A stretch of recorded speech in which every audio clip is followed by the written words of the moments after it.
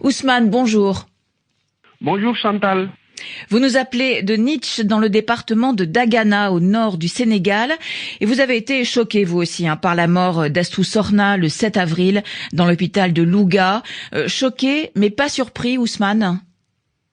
Oui, bonjour Chantal et bonjour à tous les auditeurs de la RFI. D'abord, nous présentons nos condoléances à la famille éplorée.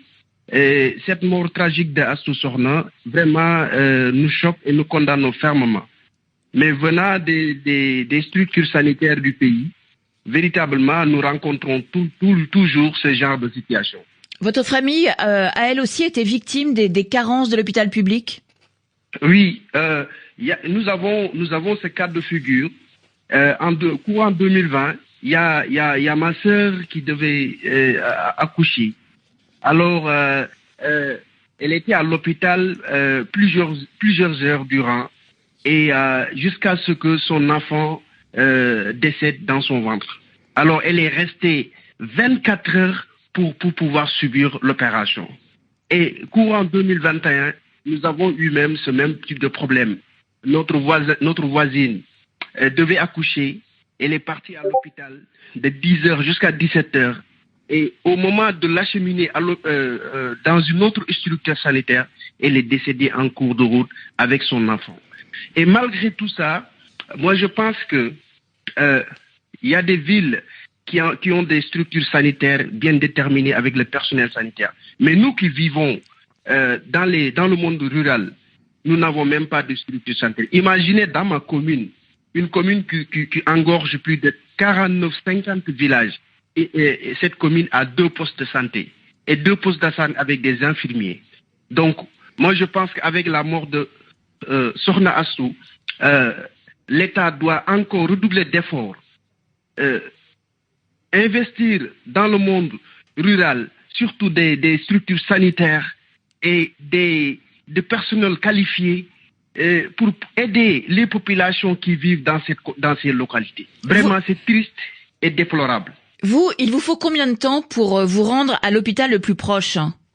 Exactement. Nous, par exemple, dans notre commune à Niche, nous avons 2 postes de santé. Et pour aller dans une structure sanitaire de niveau élevé, il nous faut 50 km à Richard Toll ou bien à Saint-Louis, avec une route impraticable. Imaginez une femme qui doit accoucher à 8 heures et elle quitte chez elle à 6 heures du matin, soit emprunter une route latérique impraticable avant d'arriver à l'hôpital. Très souvent, des femmes saignent, perdent beaucoup de sang à cause de cela. L'État a investi dans la santé, mais l'État doit redoubler d'efforts pour accompagner le monde rural, parce qu'il y a beaucoup de pertes de vie là-bas, il y a beaucoup de pertes d'humains là-bas, dû à de manque de structures sanitaires, manque de personnel sanitaire, et pourtant, le Sénégal ne se résume pas dans Dakar. Le Sénégal ne se résume pas dans les grandes villes. Et ce qui s'est passé à Louga, c'est un cas, c'est juste un exemple parmi tant d'autres. Chaque jour, il y a des femmes qui tombent à cause de négligence du personnel sanitaire. Ce n'est pas tout le monde. Il y a des personnes vraiment qui méritent leur fonction.